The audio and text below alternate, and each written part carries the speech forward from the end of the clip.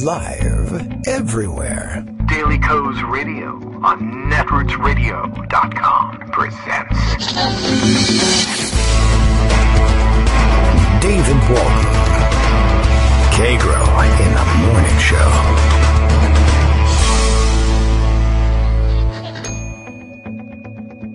Now, here's David Waldman.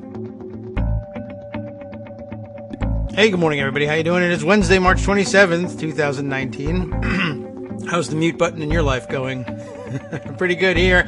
All right, it's Wednesday, time to kick off another show. Oh, do I want to... Now's not really the time to ask me whether I want to get to know my Mac with a quick tour about my new MacBook Pro, but let's say that will be later. Oops, and you know what?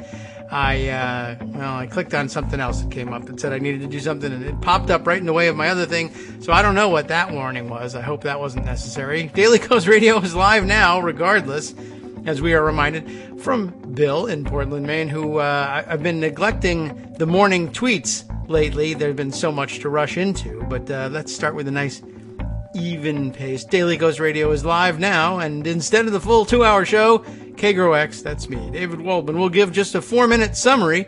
Deal with it. That's all you need to know. We'll tell you what you need to know about your own government and the radio shows you listen to about it.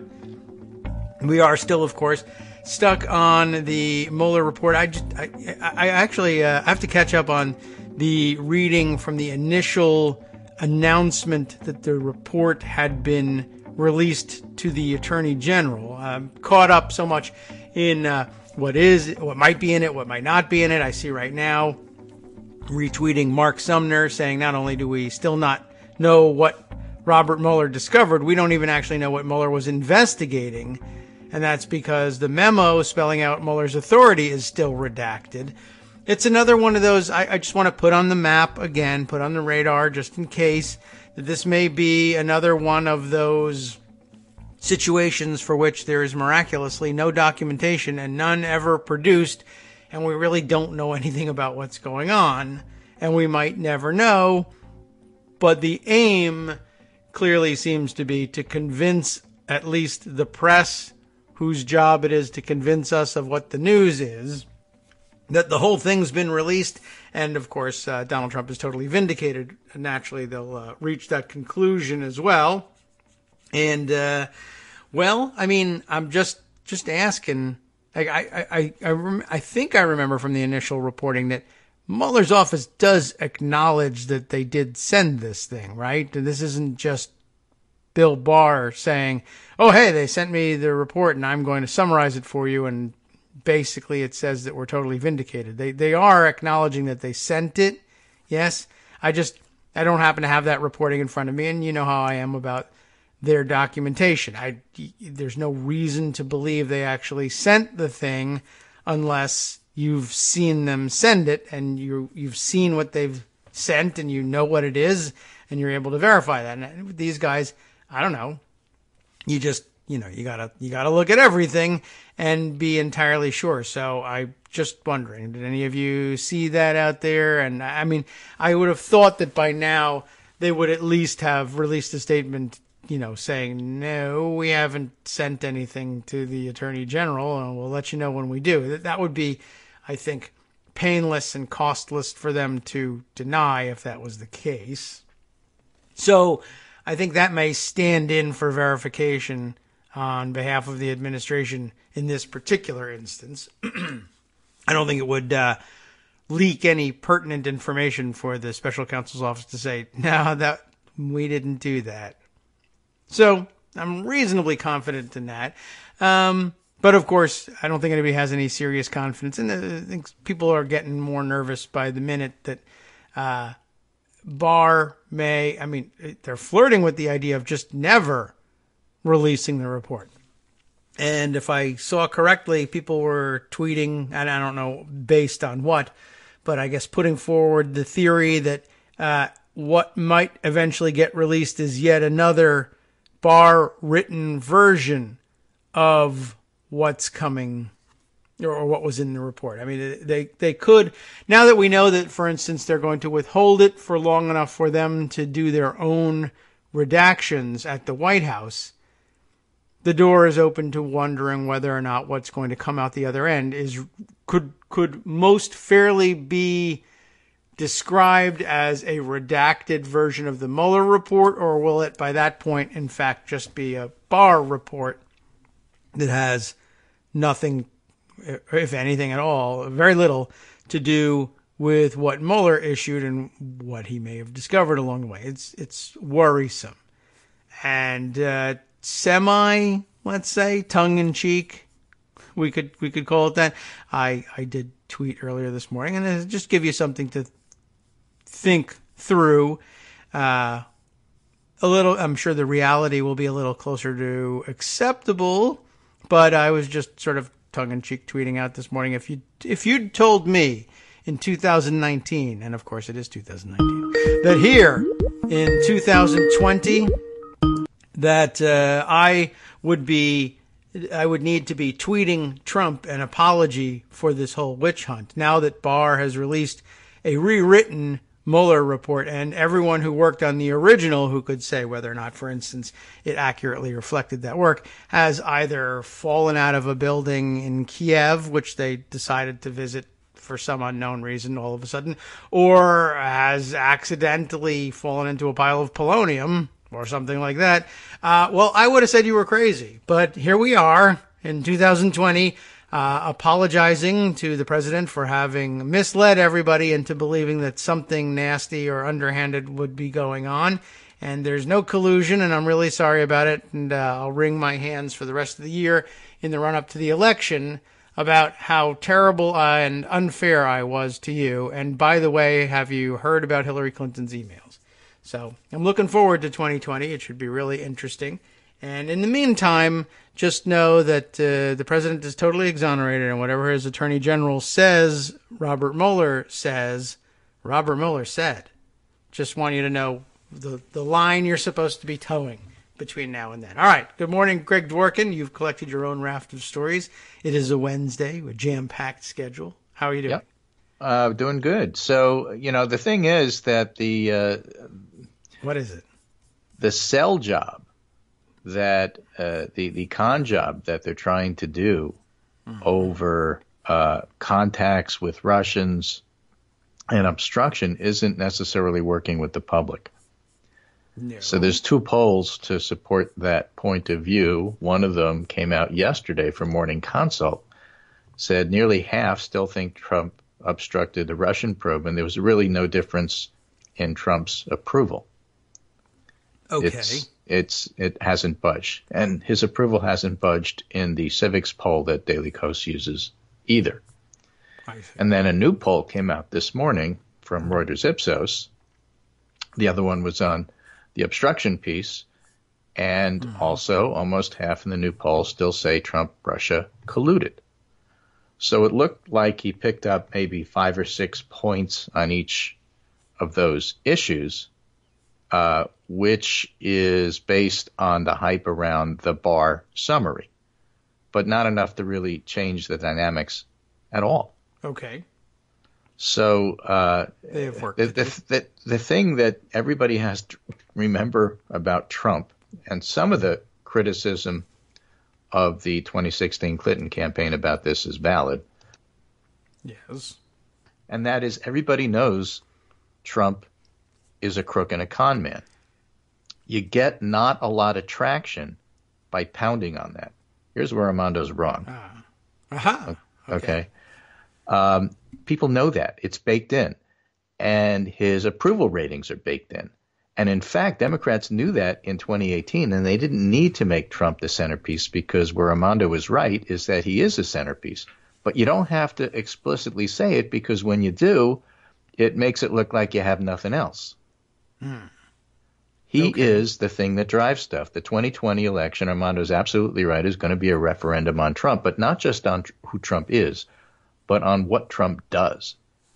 And what Trump does is fair game for discussion. So people understand that what Trump does is he cozies up to Putin. He doesn't keep notes or destroys notes from one-on-one summaries. He doesn't let the usual lines of communication be there.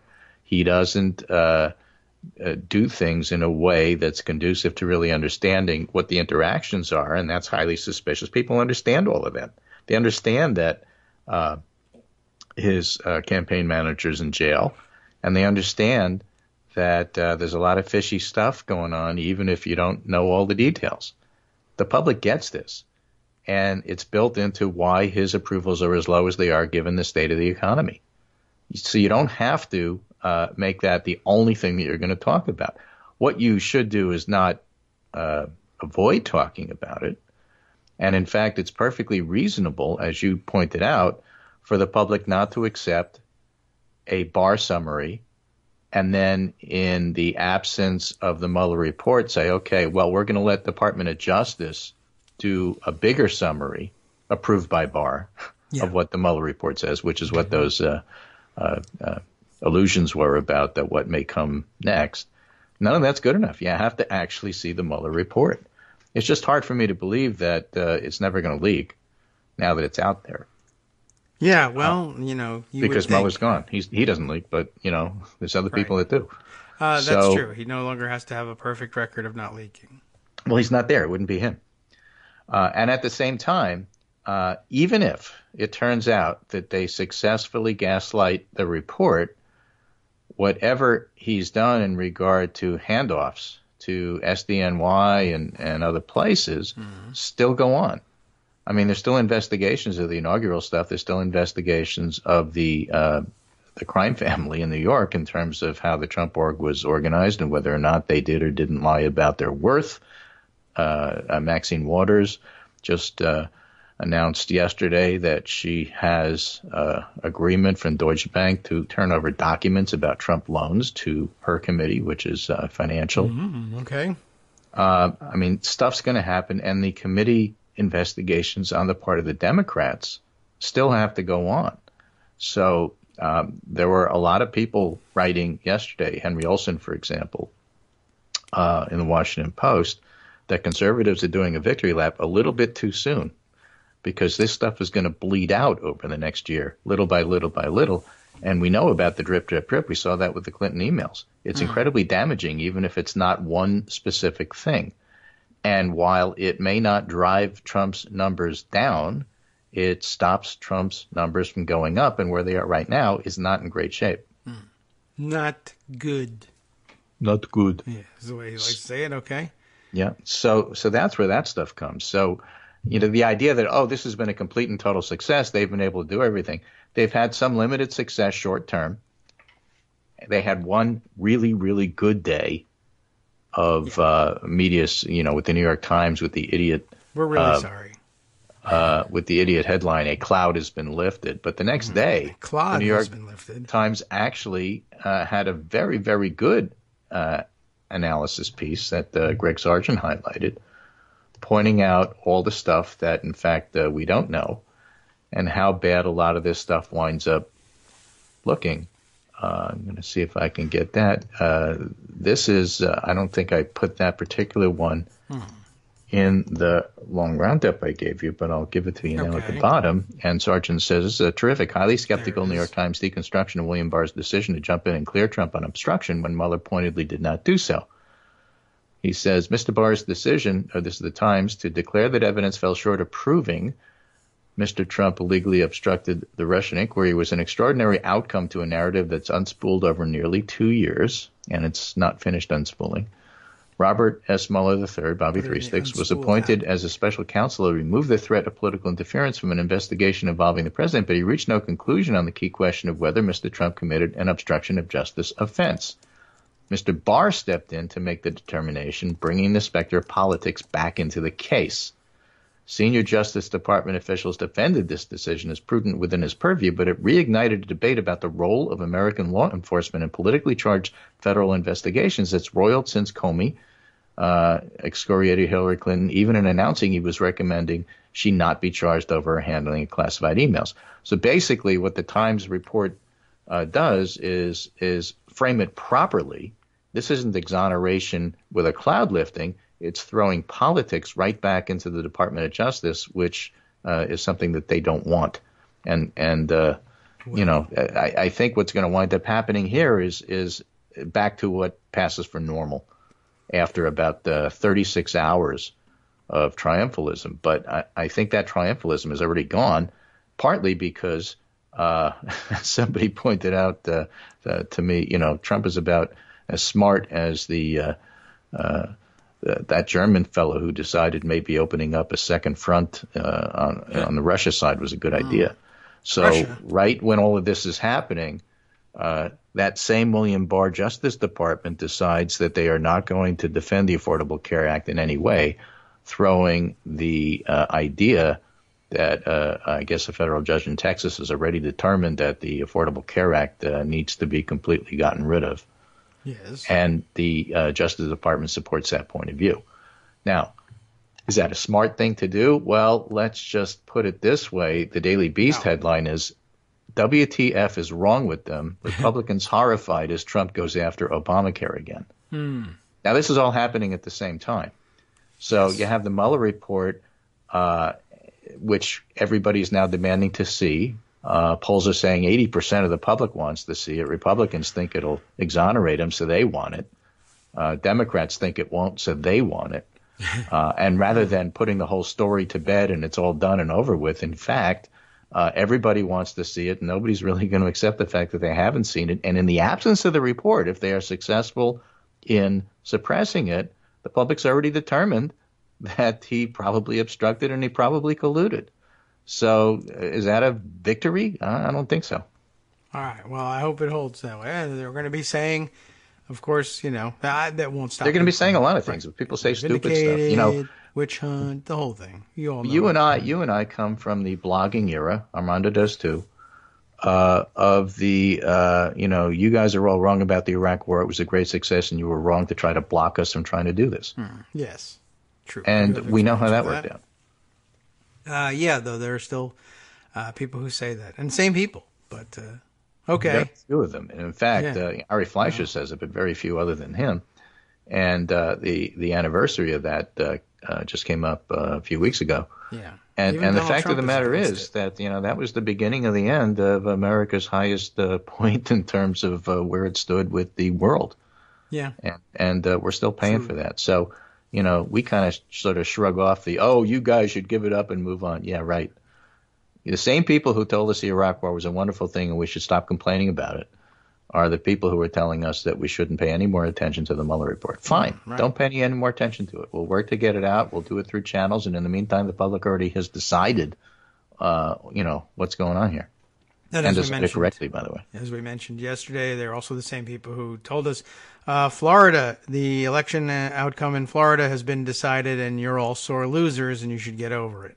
Exactly. So meanwhile, Trump and his Department of Justice make this enormous political error by fighting the Obamacare repeal, replace, get rid of it thing all over again. They have no plan. Very terse Republicans leaving a meeting where Trump talked for an hour and they didn't get to ask any questions, which is a typical meeting with Trump. That's torture again. Roy Blunt and other leaders were asked, well, what plan do you have about health care? Well, we don't have one yet. We just have to wait to see what happens with the lawsuit. The lawsuit's likely to fail, but that's not the point. No. The point is it makes it very clear what's going on here and gives Democrats an incredible political opportunity. As Steve Dennis reminds us, congressional reporter, a reminder that Joe Manchin made fighting the lawsuit seeking to overturn the Affordable Care Act the centerpiece of his re-election campaign, shooting it with a rifle. He won re-election in Trump's best state. Yeah, wait a second. Is that what he shot with the rifle? It was a repeat of his famous ad from years ago shooting Pelosi's cap and trade bill. Yes. That's what he first did. Oh, so now he just shoots everything. This time I did not he realize did that. I see. He did the same thing, only this time he was shooting the law to overturn the Affordable Care Act. It just gives you an idea how this thing plays in red states, is my point. I guess so. Not about Joe Manchin and what he thinks is fun.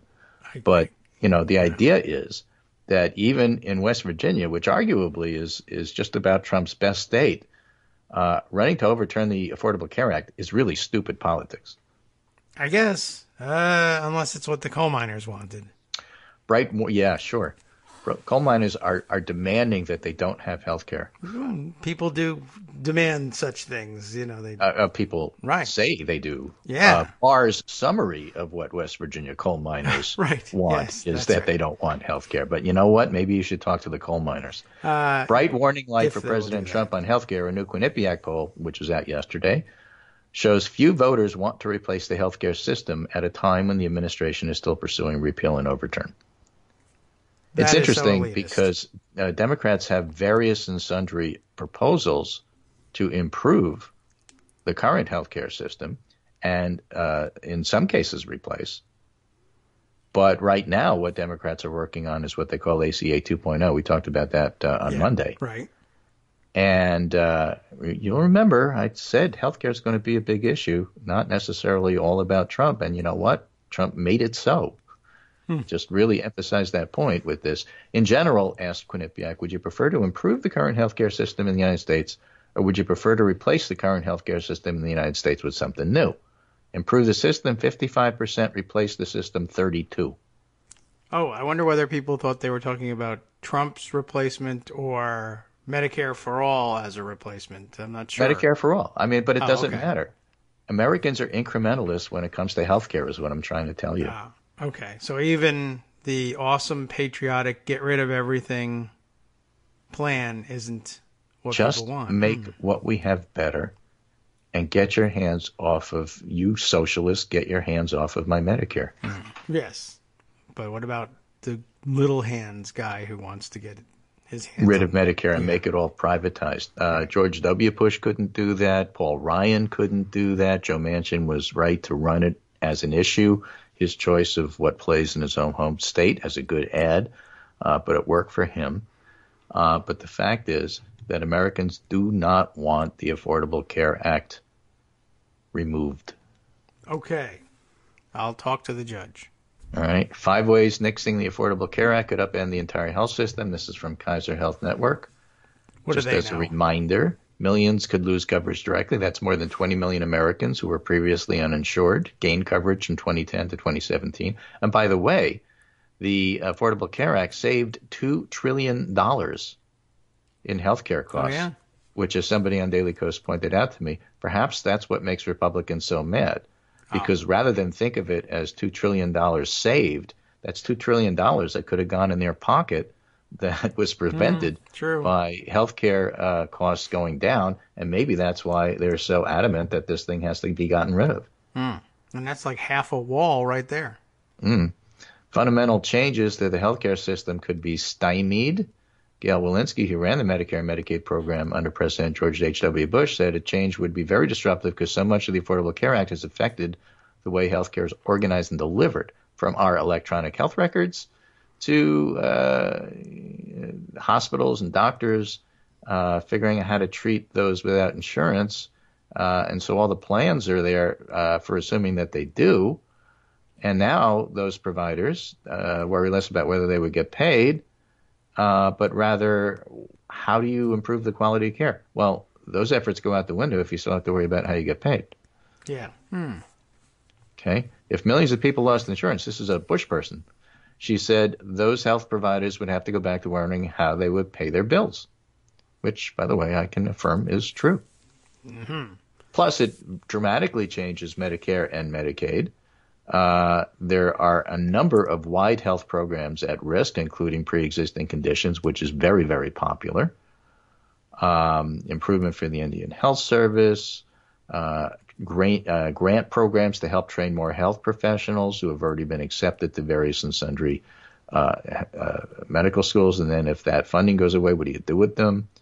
I mean, the whole ludicrousness, and Armando can speak to this, you can too, as lawyers. I am not a lawyer, but the ludicrousness of a 2-line sentence about we should just get rid of it without having any idea of what the consequences are of doing that. It's just that's absurd. The way he works. That's in wider America known as telling it like it is. Yeah, exactly. And so, just got to get rid of it and something beautiful will take its place. Health Insurance Portability and Accountability Act, HIPAA safeguards for privacy and safety, what with everything we know about the tech companies and privacy and stealing your identity, the idea that those protections go away as well in regard to your health care. That's another part of the Affordable Care Act. It just that's just a off the cuff, top of the hat look at what all that would mean. Again, I don't think the lawsuit succeeds, but what's being proposed is remarkably radical, and by conservatives, Americans don't like those sorts of big changes. Paul Krugman has an interesting article. Republicans really hate healthcare. I think it's because of that $2 trillion lost. It must be. But he says they've gone beyond cynicism to pathology. And he says, you obviously know where I stand on this political divide, but I'm starting to believe that I misjudge Republican motives. I thought their behavior was cynical and strategic. They opposed Obamacare because they thought there was political mileage in scaring people about change, and also in denying Obama any successes. And the donors really hated the taxes on the rich that pay for the subsidies. And right up through 2016, they could hope to convince voters they had a secret plan for something much better, but that's all gone. So you might have expected Republicans to cut their losses, and now they do this. And the point is, it's no longer possible to see any of this as part of a clever political strategy or even a nefariously cynical one. It's just pathologic. And the truth is, Paul Krugman says, I don't get it. Maybe it's anger at the thought of anybody getting something they didn't earn themselves unless it's an inheritance from daddy. Maybe it's a sense that a lot of gratuitous suffering is or should be part of the human condition or God's plan or something. He says, I try to understand how others think, and I just can't do it. Oh, well, what are we paying him for then? Exactly. Are we paying him, by the way? I'm not sure. Yeah, go ahead and critique the Mueller report. It's not out yet. Why don't we pay you to do that? Oh, Apparently, well. there's a lot of columnists who are out doing that right now. Yeah, sure. Why not? At this point, you should go right ahead. Feel free. All right, I'm looking around for the Krugman segment here, but we'll find it during the break. Make sure I'm combing the abbreviated pundit roundup, and we'll do some more of that for sure in 2 minutes when we return. Hi everybody, it's me, David. Let's change things up from the old fundraising pitch for just a minute and talk instead about how you can be a part of our show. If you've got a smartphone or any other electronic recording device, why not sit down and record a segment for us?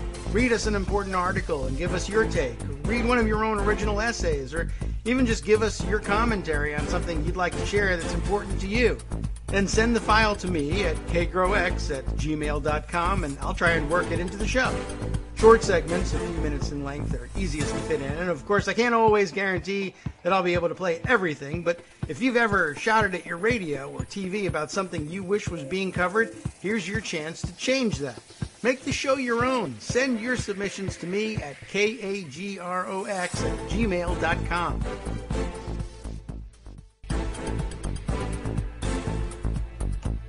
Welcome back now to the Kagro in the Morning Show here on Edwards Radio. Greg Dworkin is still with us, and part of the blockbuster news of the day, Barbara Bush back in the news, just happens to be part of the mix, but we'll get to that either right away or in just a moment at your discretion, Greg.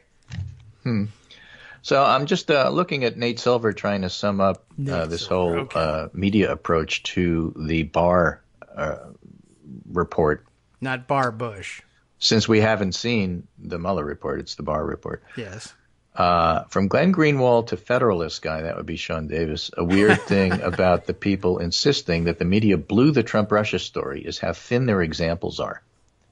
Mm-hmm. And Nate Silver says part of it is that after a 3-year-long story, you have tens of thousands of examples to cherry pick from, so the cherry picks ought to be really good. Yeah, you had time to find the WMD. Right. So I also don't get why people write these maximalist polemics when they could be more compelling by being more focused. You want to critique what happened in left-leaning cable news? Russiagate is great for that. The overuse of anonymous sources, a lot to work with. But the tendency by these critics to tie together a number of fairly discrete news events and coverage decisions under the rubric of the big hoax or the catastrophic media screw-up reflects the same sort of paranoid style that the worst Russiagate pundits were probably guilty of. Now, I don't know who these worst Russiagate pundits were, honestly. We are convinced that there was a lot of stuff that's still in the Mueller report that we haven't seen. We did not put all our so-called eggs in the same basket expecting that Mueller was going to allow the marshal of the Supreme Court to frog march Trump out of the White House. Yeah, but I think that's Louise Mensch territory, and that's not where we were, and that's not what this is. So I really don't fully understand the critique other than I have a chance to say something, so I'm going to.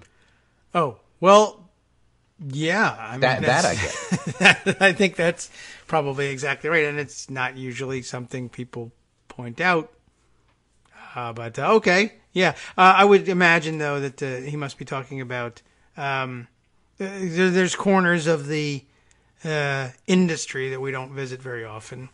Yep. For various reasons, not just Louise Mensch, but even some people who have some wider acceptance. I think everybody's kind of done with Louise Mensch, but I mean, I don't know. That's not really worth critiquing at this point. People who have, they have a nice blog and a large Twitter following, and that's not really punditry in the traditional sense. But people are perfectly willing. Those same people, if they can, get their opportunity for their one-time, column in the Washington Post saying, "You see." Mm-hmm.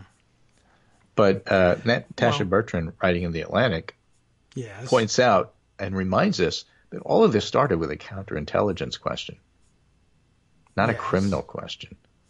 The critical part of Mueller's report that Bart didn't mention are the interesting findings about Trump and Russia, which might be in the counterintelligence portion.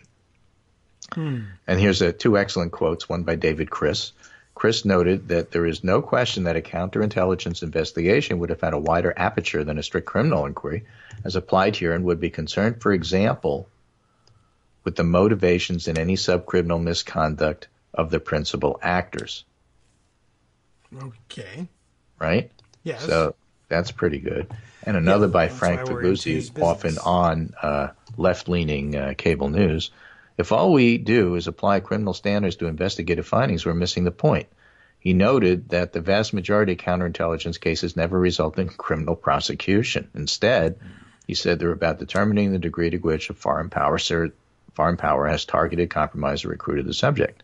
The thing started as a counterintelligence investigation. Oh, that sounds familiar. I think I just said that. Yeah. And it needs to end as a counterintelligence investigation. So the idea that, Trump wasn't charged, therefore the whole thing was a failure and everybody has to apologize is just, shall I say it, stupid. Okay. I think it's fair to say that. Yeah. Well, we have much more to learn about it. And I mean... Well, I guess sometimes these things can end in criminal charges, like if it turns out in your counterintelligence investigation you've found another country's intelligence operative and say, okay, that's an espionage charge for you.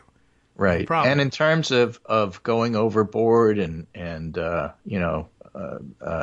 having to walk it back and apologize, you know who looks very smart right now? I do not. Nancy Pelosi. Oh, all right.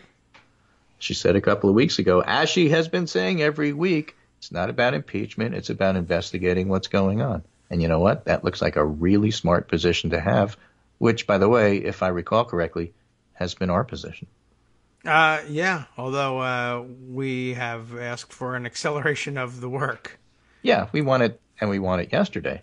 Yeah. But, that's basically what we want. It's not about insisting impeachment. In fact, the people who insisted on it usually got voted down in great numbers by the Democratic caucus. That's true, and it's good cover, and it makes it it makes it an unfounded assertion to say the Democrats want X, Y, Z.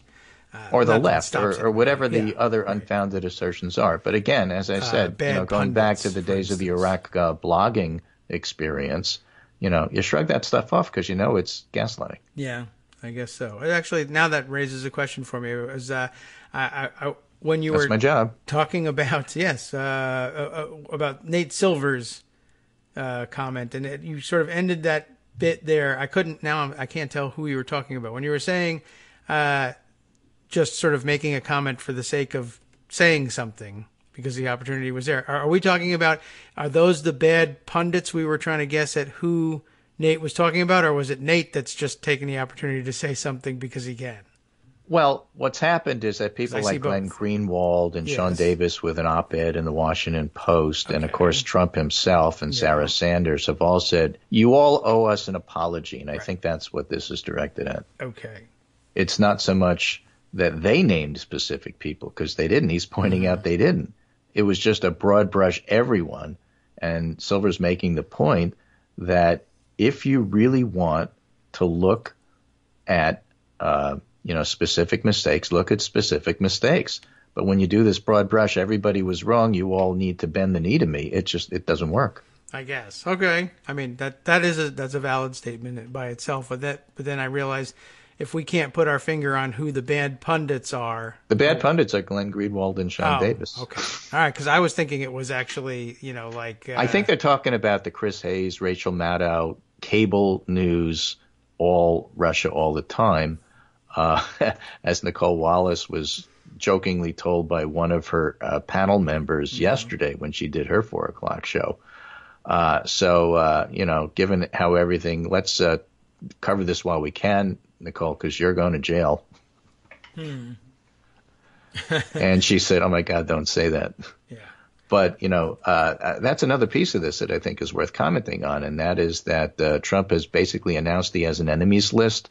Sarah Sanders put out a March Madness style. Now you're going to get sued, right? Bracket of people who said bad things about Trump. Yes. And divided it into the cable news bracket, the print media bracket, the Twitter bracket, and so on and so forth. And they're having fun with it, and that's going to last about a day. And then it all goes away. I guess, although it should be noted that it was also accompanied by her statement that these people were guilty of treason and that is punishable by death and whatever you might synthesize. A very ambiguous statement, which really in context appeared to suggest that she was mad at people suggesting Trump was a traitor because treason is accompanied by death. Now, people have pointed out from the very beginning that whereas treason is one of the very few things that's actually in the Constitution, you sort of have a declared war and an enemy to be able to invoke that. So that's not what we're talking about anymore. Then collusion is actually a crime when the crime is in fact conspiracy. But again, this is a counterintelligence discussion. The criminal parts of it are still to be determined, given the fact that Southern District in New York and Tish James in New York and other people are looking at this in various and sundry ways. I think there was a list of something like 17 different investigations going on at one point. So this isn't the end of it, is my point there. And, we'll see what happens. Okay. Another thing Nate Silver points out is that there's a pretty decent amount of very recent Trump approval rating data, which I have also gone over with you. And so far it shows no real change post-Mueller report bar memo. This is, again, one of those issues where the media is going to play it up, and actually it's really not going to make that much difference. Mm-hmm. And then they're going to be annoyed at themselves for doing that. And, of course, it's too late because they played it up, and you can't take that back any more than you can take back the cloud lifted from Trump headline that the New York Times came out with, even though the next day they came out with a much better analysis. All right. Well, now what? Now what? Let's talk about Barbara Bush. I don't know. Oh, yes, the other Barr report. Barbara Bush has a new book coming out. It's an interview with her by Susan Page. Barbara Bush, in a forthcoming book, had given up on the Republican Party. It turns out George H.W. Bush voted for Hillary Clinton, and Barbara Bush wrote in Jeb they refused to have anything to do with Donald Trump, and by her time just shortly before her death, Barbara Bush said Trump is probably responsible for her heart attack, and she was no longer a Republican. That's an outrageous statement. I demand an apology. Probably Trump will go after her the way he does John McCain because, they're dead and they can't fight back, and he loves that. His favorite kind of... and besides, the Bushes represent everything about the old party that the burn-it-down people wanted to get rid of. And I will go back and circle to where we started. The Iraq War made even Republicans want to burn it all down in the end. So that's why the criticism about, you people who can't see the wisdom of the Iraq War, or you people who can't see that you've lost terribly because of the Mueller report that nobody has seen yet. Sorry, that's, not happening. Well, Okay. I'm probably not going to be able to ask a follow-up for Barbara, but I'm curious whether she put an exclamation point at the end when she wrote Jeb in. That's a good question. I think so. I don't know. Well, she took it to her grave. She didn't necessarily want him to run, but she was a good soldier, and according to this, and she did Nobody else upset. wanted him to run either. She was right. Yeah. When anchor Nora Donnell noted that Trump had ridiculed Jeb Bush for deploying his mother in the campaign, just watch Jeb's ad where he desperately needed mommy to help him, Trump tweeted. Jeb, mom cannot help you with ISIS, the Chinese, or with Putin. And Barbara Bush said, Putin endorsed him, for heaven's sake. Sounds like a Miss Romney kind of thing to say. Putin the killer, Putin the worst. He endorsed Trump, and those are with exclamation marks. So there you go. That's an endorsement you don't want. No. And it answers the question about exclamation marks. Mm-hmm. So exclamation points. All right. Well, now we know a little bit more about it. That's very, it's interesting news. It's amazing what happens at the extremes, I guess. Mm. Okay. Well, let's see. What else might we need to hit here before we close out? Well, I will say one thing more, and that is about the Green New Deal thing. Let's talk about that a little bit. Interesting article here from undark.org that Deborah Bloom highlighted. The subtle seduction of the worm in global warming. Could our collective preference for balmy weather be lulling us into a false sense of complacency toward climate change? What? Right? What if we called it global chaos? You know how much I love chaos. Well, that's true. I think that would be a more revealing and better way to describe it, and that wouldn't sound so warm and fuzzy and cozy. Warm has positive connotations. I mean, I have warm feelings towards you. I guess. I have chaotic feelings about this. I get all warm and peace. and inside. But if you say it's chaotic or painful or global pain, something that's not quite so appealing, maybe you have better results. And meanwhile, in order to try to stop the global pain and the global chaos. Well, that's why it's climate change. But okay, yeah. Yeah, climate change is better than global warming. Climate chaos, though, I suppose would be even better. That's okay. All right. I think it's a point. I might not have published it, but okay. Well, the public has not really come around and overwhelmingly supported this. So even though most people are coming around to the idea that it's a big deal, and in an attempt to do something about that, it's important to say the Democrats got together and decided to put together something called the Green New Deal, which is an aspirational idea to try to help slow down global chaos. And the Republicans thought, for some reason that I can't figure, that even though most of the public supports the ideas behind it, they wanted to bring it to a vote in the Senate. Yes. I guess they wanted to target Joe Manchin. I don't know what they were doing. They wanted to force Democrats who in the Senate are much more tentative in their thinking about approaching, global chaos or whatever you want to call it. They're worried about endorsing something from Alexandria Ocasio-Cortez, essentially, and something that's so open-ended. And so they were going to force and say, okay, all Democrats, we are told in the news each day, support this Green New Deal. Well, let's see whether they do. And all the, tentative Senate Democrats who don't want to be seen jumping in at the deep end back away and won't vote for the Green New Deal as it currently stands, even though it doesn't do anything, and it was a perfectly harmless thing to do, to vote for it, and they should have taken him up on it and whatever. Right, because we don't have time to take up H.R. 1. We don't have time to release the Mueller report. Those things are not allowed to come to the floor by Mitch McConnell, but this is. Yeah, he wanted. Democrats said, this is ridiculous because there's no committee work. You haven't gone through what John McCain used to call regular order. So we think this is really dumb to even bring it to a vote, so we're not going to cooperate with bringing it to a vote. So I guess this is one of those things where, as a procedural thing, correct me on this because I'm a little fuzzy on this. I don't know the story. But this is one of those, you got to bring cloture, so you need 60 votes. Yeah, I'm sure there was a motion to proceed to it. And it turns out that when you need cloture for 60 votes, you need 60 votes. Yes. If 57 senators are there and they all vote in favor and you get 57-0, right, that's not 60. Correct. And you don't get to proceed. Is that correct? That is the current state of filibuster rules. It wasn't always so, but it is now. But it is now. It has been so for that quite a while, means that if you don't get 60, you can't even bring it to a vote. Yeah. And the Democrats decided that if they were going to be there, they were going to vote Arlen Specter style. They were going to vote not proved, or they were going to vote ancient Scottish ritual. They voted present. Mm-hmm. That does not count. And so if you don't say yes, then you don't get the 60. And so a lot of the Democrats voted present, and the Republicans were saying, oh, why'd you do that? But actually it never came to a vote. So now Republicans can't say you did or didn't do this because there was no there for them to point their finger at. So it was kind of an interesting exercise in public relations. It has nothing to do with reality. Yeah. But then again, it's the Senate, right? The world's greatest deliberative body. Yes.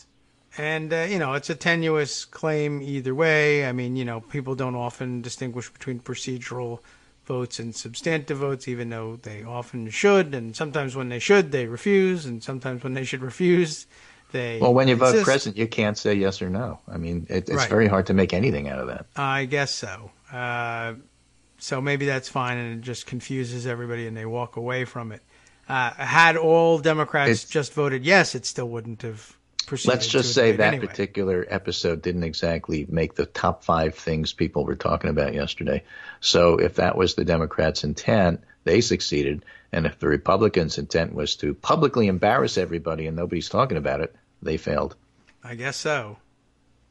It was a very weird situation, and I guess they thought they'd get some mileage out of it, and I'm not really sure why. And it would have been an interesting question. I saw John Barrasso on cable TV trying to talk about why it was so important to have this vote. And his talking point that he was given is that this is going to cost $211 trillion. Right. And so it's going to bankrupt the world, and how can we?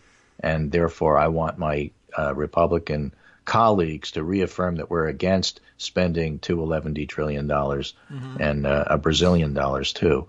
And so we're going to make our Democratic colleagues do that. And now the numbers are made up. All of it is made up. He sounded like an idiot. And I guess Mike Lee in the Senate looked like an idiot because he had a whole bunch of flip charts about Star Wars and Reagan riding a dinosaur while a machine gun was in his hand. I really couldn't follow all of this. I don't know why. Okay, you don't know either why you had this. I have no idea. I don't either. But I know that But Alexandria Ocasio-Cortez actually got a chance to make fun of him. So if that was their intent, I don't know. I guess so. She said, look at this guy with his flip charts here. If he can be a senator, you guys can do anything. Yeah, really. Kids, stay in school unless stay in school, right? Don't. Otherwise, you'll be a senator like Mike Lee. Yeah, or a president like Donald Trump. So I don't know. So what the Republicans got out of it is beyond me. But anyway, there was that. That's my dinosaurs. Summary. That takes you through like the first hour. You got 10 minutes left. Is Joan here today? Not now. She's not. You would have heard her. But is she coming? Yo, I hope so. Yeah, I didn't get anything that said no, which is what say hi usually then. says. Okay, well, sure, I will. I even say that even if she doesn't show up, I can still say it. Given global warming, tell her that she's sitting on potential pre-beachfront property. Right. And one of the great things about global warming is you can bake brownies in the open air. Yeah, it's a fantastic thing. Everyone loves it. So take care, and we'll see what more reaction is as time goes on to the Barr report, barring the Mueller report. And I'll be back tomorrow, and we'll do it again. But right now, it's funny. On Monday, it was pretty clear that Trump was going to try to milk this Barr report for everything they got. And by Wednesday, today, doesn't feel like he got that far. No, but they did have a picture of Reagan on a dinosaur. Well, you can't hate that. No. And I did see a tweet today from the artist whose work that was saying, by the way, did anybody buy a print of that, or did Mike Lee just steal my intellectual property? And and use it on. Was it Mike Lee that used it on the floor? Yeah. Barrasso was the other one. Okay. All right. Well, that's a good point, and the answer is that the one piece of property that Republicans never respect is intellectual property, and I guess that makes a lot of sense. There's nothing intellectual they respect. Right. Well, thank you very much, Donald Trump. Let's talk about healthcare. Take care, and I'll talk to you tomorrow. Will do. Thanks. We'll see you then. And I do remember that. And of course, it was offered ironically, not by Mike Lee, I guess. I don't know what Mike Lee was doing, but yes, it's a in-joke picture of Ronald Reagan riding a dinosaur, carrying a flag, and firing a machine gun. Get it? So, at least we know where it came from originally. It's not completely out of the blue that it would show up, but the fact that it would show up on the Senate floor tells us a little something. I was never really convinced about the play with the Green New Deal vote, and I'm kind of unhappy with the way it went down, but it's not going to be a big enough deal to make an issue of. And I guess in the sense that the desire was almost certainly to make it go away as quickly as possible, I guess what the Democrats did is likely to result in that. Although, I guess we could point out, had all the Democrats voted yes on what I assume was a motion to proceed to debate on the Green New Deal legislation, had that been the case and had all Democrats voted yes, they still could have been outvoted by Republicans with no votes, and they would have had 60 no votes, and the debate would not have gone forward. However, it would have been interesting to see whether any of the Republicans said, but I thought we wanted to trap Democrats into this debate, so I'll vote yes on cloture so that we do, in fact, begin debate on this thing. And then, after that, I will point my finger at any Democrat who voted yes and say, see, he's in favor of the Green New Deal. At which point we would all then say, you voted yes. But I voted yes ironically, and it means something completely different. Which I guess could bring us back around to our discussion yesterday with Armando about congressional intent. And maybe it isn't all that crazy after all for the federal judge in Texas to believe that some of the votes cast in Congress on Affordable Care Act repeal were secret plots to bring about something completely different later on. Because, people are going to claim that about their votes on the Green New Deal as well. So, all right, well, whatever. They pulled some kind of a stunt, and it was answered with another stunt. And I suppose that in the end, it's very likely that everybody is so confused about it that they forget about it. Even though we could explain it to you fully and leave you with a full understanding of how it worked and what they were thinking they were trying to do, or that you very likely already have that understanding from what limited description we've given already, you too, in the end, even if you fully understand it, will likely want to forget the whole thing. So I guess we ought to just leave well enough alone and let everybody forget it. But if any questions remain about what they were doing and why the Democrats did what they did, etc., we can answer them. But ultimately, I just don't think it matters very much. So too bad about that. Also, by the way, thank you, Greg, for giving me the alternative view of what Sarah Huckabee had to say. I didn't see her say it, although then eventually people circulated video of her saying it. But it was, as are most things, a brief clip, an excerpt. And I will tell you, my initial read, which I didn't see her deliver it in video first. I read the comment reprinted first. And I see what you're talking about now. I see how that could have been something entirely different. And depending on where you're coming from when you read it, you could get a very different outcome from it. What I read, the text of it is Sarah Sanders saying, quote, "They literally accused the President of the United States of being an agent for a foreign government." Now here, depending on how you put the emphasis on it, Here's how I read it the first time. They literally accused the President of the United States of being an agent for a foreign government. That, in other words, that accusation is equivalent to treason. That's punishable by death in this country, i.e., those who accused the president of being an agent of a foreign government should be put to death. Well, wait a second, as you point out. I mean, I actually read that the way the first time, and up until this morning. And then you point out, oh, well, if emphasized differently, they literally accused the President of the United States of being an agent for a foreign government. That, being an agent for a foreign government, is equivalent to treason, and that's punishable by death in this country. And that's, A, how serious the charge was against the President, and B, how crazy that charge was to be leveling. You were saying that the President should be put to death. That's nuts. That's horrible. You can't do that, you crazy, crazy people. Although, quite honestly, I may still believe she meant the first version of it. But I guess the fact that we're confused about it is very exciting to them because they will feel that they have trolled us all. But I don't know. I will tell you this. She's still one of the most horrible people in this administration. And I wouldn't feel bad if she fell into a wood chipper. So, I don't know how much benefit of the doubt I really need to give her. But I don't know. I'm wondering, is that a more far-fetched? Is the second interpretation is far more generous, but is it more far-fetched? I guess I'd have to see a larger segment of the video, and I don't know if anybody's circulating it. And I only have 1 minute in the upcoming break to find it and play it, and I feel like I need more than a minute's worth of time. They literally accused the President of the United States of being an agent for a foreign government, and I agree, they do. I do, and I still do, quite honestly. I don't think we're finished with that. They accused the President of being an agent for a foreign government. That's equivalent to treason. That's true. That's punishable by death in this country. And now, at the end of that, yeah. So maybe the third interpretation is Sarah Sanders, great truth teller, calls for the execution of Donald Trump. I mean, without further context, I suppose that's a possibility for what she was saying, too. Although, I know the context of that already. And she's a bootlicker, so probably not.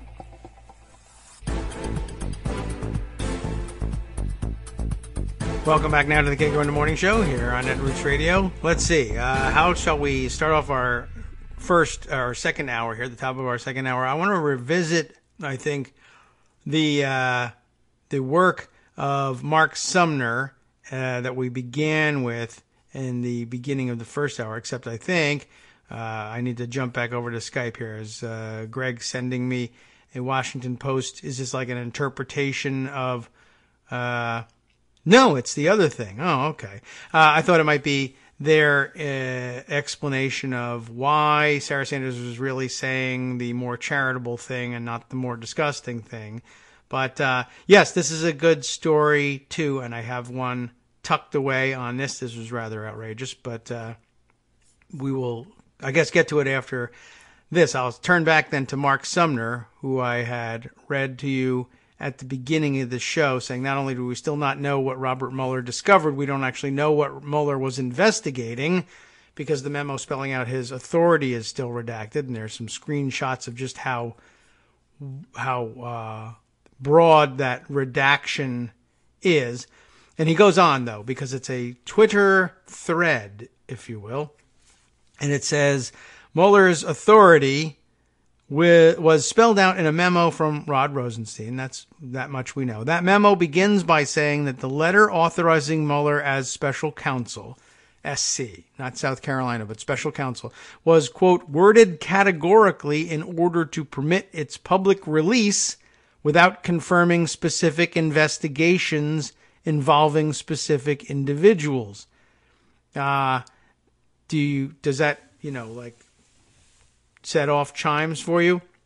The memo begins by saying that the letter authorizing Mueller was worded categorically in order to permit its public release without confirming specific investigations. So what would it be redacted for would be one question that would follow. So I guess, yeah. If they are going to redact, I mean, I guess he's making this point. I should maybe go ahead and read it and let him make it in more organized fashion, if that's the case. And if not, then I'll go back and fill in the blanks, if I can remember at the end what I had filled in. The memo then explains that this memorandum provides a more specific description of your authority. The only reason we even know this memo exists is because a small part of it was made visible in response to a court challenge by Paul Manafort's attorneys. You remember that redaction error among many. From the small amount we have seen, it's clear Mueller was given authority to look into Manafort's actions relating to Ukraine. However, we have no idea what other topics were authorized for investigation, or even if terms were specifically taken off the table. Items, rather, not terms.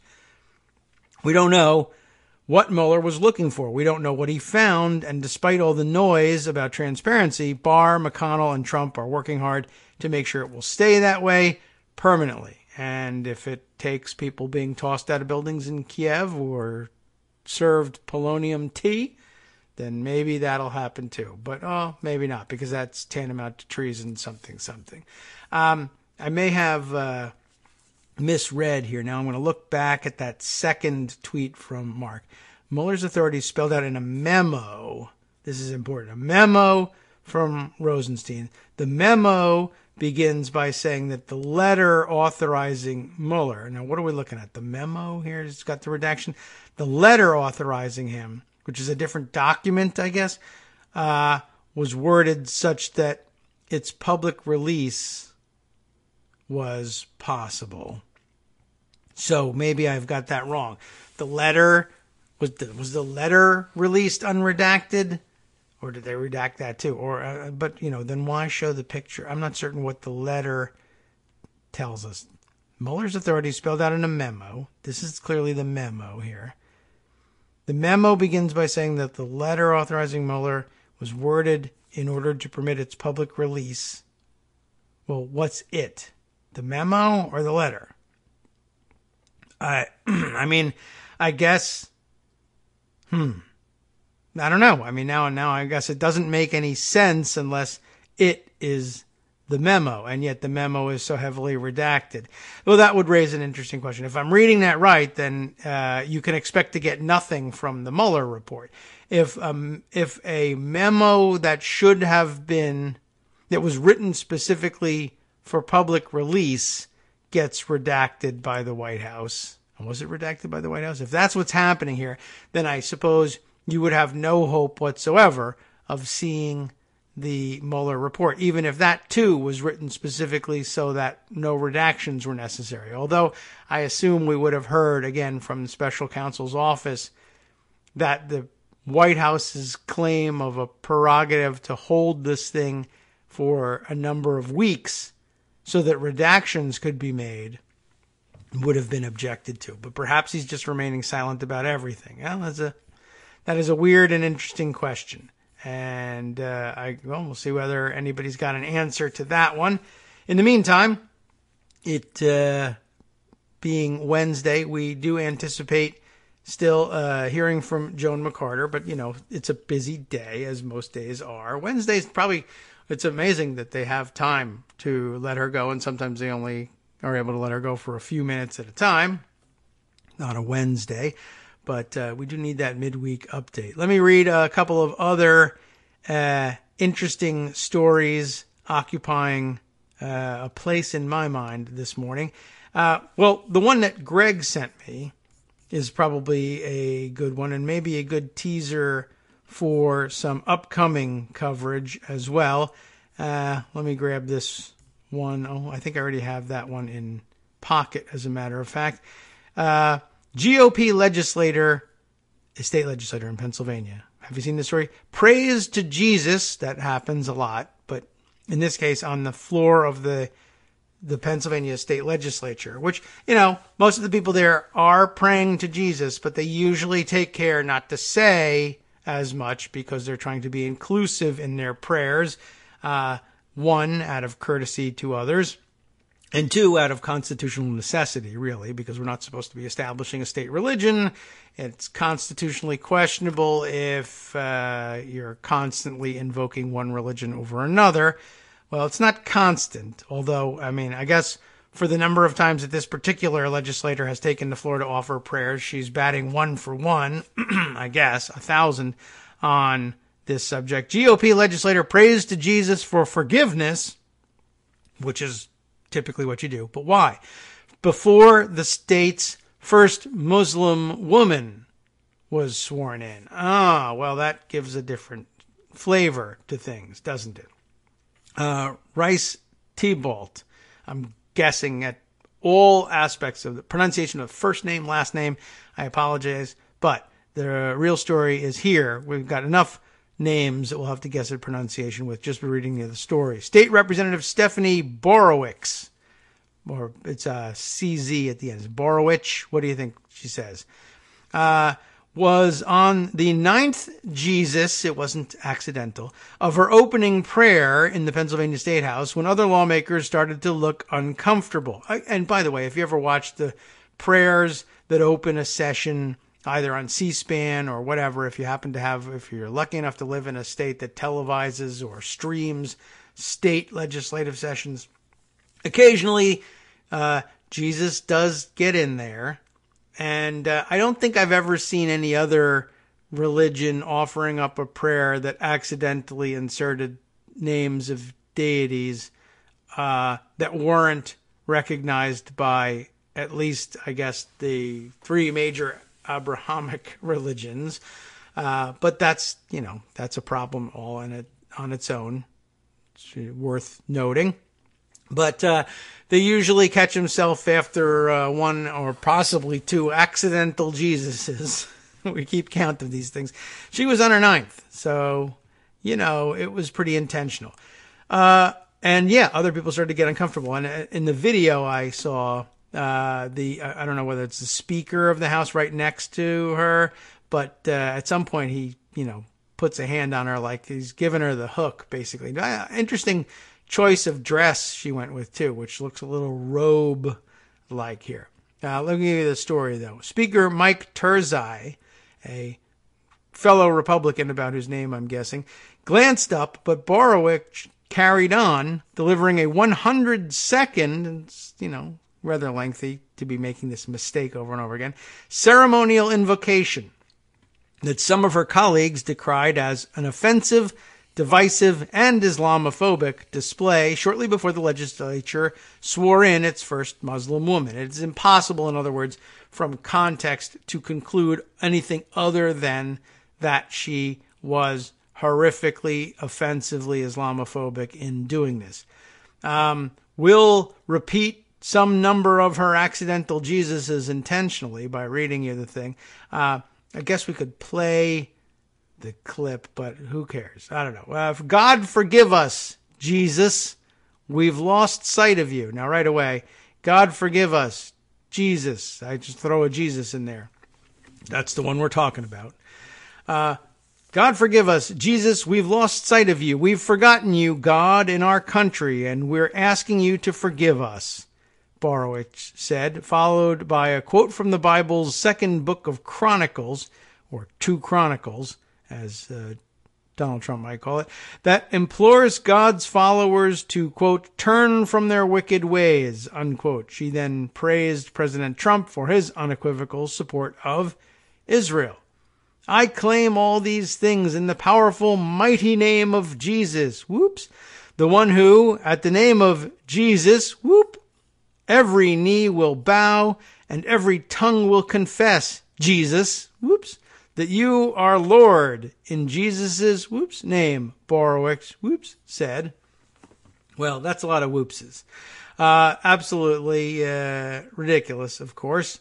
By the time she said amen, which is properly pronounced amen, by the way, Borowicz had invoked Jesus 13 times. Wow.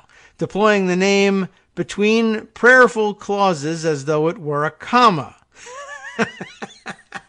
So it's almost, I guess this is what would happen if Sarah Palin had entered the ministry, right? Instead of also, she'd be saying Jesus.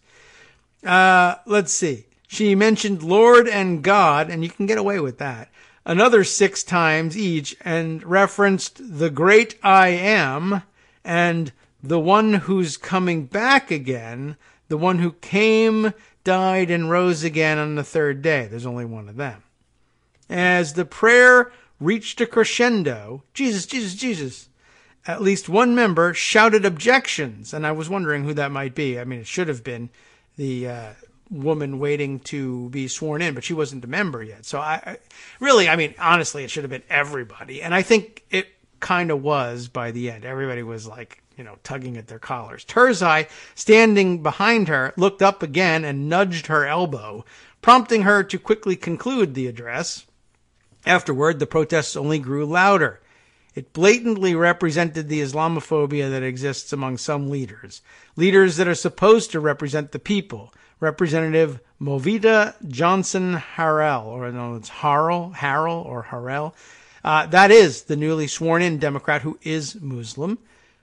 And that's what she told the Pennsylvania Capital Star on Monday. I came to the Capitol to help build bipartisanship and collaborations regardless of race or religion to enhance the quality of life for everyone in the Commonwealth. Well, I guess that's not going to happen because the other side won't allow it. But it was a nice gesture of you to say you were coming to the Capitol for that reason, and now you can just go ahead and come to the Capitol for your own reasons. Don't worry about them. Johnson Harrell brought with her 55 guests, all there to see her historic moment at the State House. 32 of them were Muslim, she told local news outlets. She later called for the General Assembly to censure Borowicz. Well, good. I'm glad she wasn't of the persuasion that new members should be seen and not heard. She should speak up about this. Johnson Harrell's new colleagues also came to her defense, thankfully. Never have we started out with a prayer that divides us, said the chamber's top Democrat, Representative Frank Dermody, speaking from the House floor. Prayer should never divide us. They should go without saying. It should bring us together. But apparently that can't happen with Republicans doing the praying. Representative Jordan Harris, another high-ranking Democrat who called himself a devout Christian, criticized Borowicz for weaponizing her religion. I'm a Christian, and I believe in Christ, Harris said in a statement. What I believe is Christ's teachings more than anything, and his teaching would not be about and was not about dividing us as a people, but uniting us as a people. Well, uniting everybody, I guess, because he wasn't talking to you as an American. But okay, you didn't exist yet. Other state lawmakers called Borowicz's prayer racist and said it was fire and brimstone evangelical prayer that epitomizes religious differences and religious intolerance. And they're absolutely correct about that. Borowicz, responding to a local reporter's question, refused to apologize, of course. That's how I pray every day. I don't apologize for praying, she said. Well, that's how you pray, but when you're asked to pray on behalf of others, that's not how you do it. You're a very dumb person. Terzai later said that when the House invites religious leaders to lead the invocation, they're instructed to respect all religious beliefs. However, the Patriot News reported lawmakers were not given the same instructions. And I guess that's a question I have. What was a member of the House doing giving the invocation? Does that happen a lot in Pennsylvania? I don't believe I've ever seen it in Congress, but I don't watch the invocation that carefully. And of course they have a House chaplain. So like if there's no special chaplain being brought in, there are visiting chaplains brought in all the time from various faiths, and they are no doubt instructed to be inclusive and not divisive when they do that. But I've never seen a member do it in Congress, and that may be because by default it would be the House or Senate chaplain giving the invocation. Do they not have and it's not a bad idea not to have a chaplain. It's quite honestly pretty stupid, but it helps avoid dumb stuff like this from happening, so maybe it's not that dumb after all. Terzai, says I guess they didn't give her that instruction, but all you have to do is be an adult in society to know what you're doing and what you shouldn't be doing. She knew what she was doing. In recent years, the customary opening prayer, which kicks off every Pennsylvania legislative session day and was historically non-controversial, has become another minor front in an ongoing battle over religious representation and the separation of church and state. Last year, a federal court overturned State House rules that barred non-theists who do not hold beliefs about any deity from giving the opening invocation. They really should maybe get a chaplain. How unfortunate. They now have to spend money on hiring a chaplain so that members aren't insulting one another's faith every day. The judge ruled that the ban violated the U.S. Constitution's Establishment Clause, which protects the free exercise of religion, and Republicans have appealed that verdict, which that's pretty Republican for you right there. It's interesting, too. How interesting is that, right?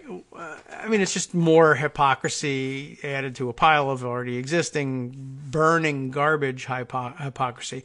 But are the Republicans not the ones constantly braying about the various religious freedom acts that they bring to the floor, right? And so here they have a